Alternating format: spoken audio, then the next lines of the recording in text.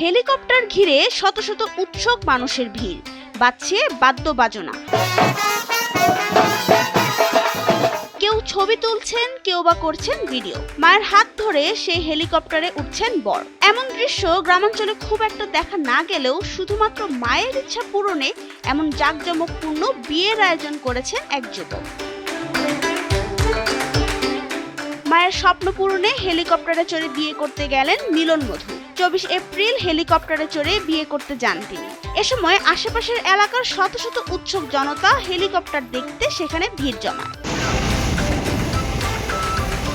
বিয়ের কনে কলেজ ছাত্রী প্রেরণা সরকার। পারিবারিকভাবে এই বিয়ে হচ্ছে বলে জানিয়েছেন প্রবাসী মিলন মধু। তিনি বলছেন, মায়ের ইচ্ছা ছিল যেন হেলিকপ্টারে চড়ে বিয়ে করতে যেতে পারেন, তাই মায়ের ইচ্ছা পূরণে হেলিকপ্টারে চড়ে বিয়ে করা। আমার মায়ের ইচ্ছা পূরণ করার জন্য আমি এসব হেলিকপ্টারে যাচ্ছি।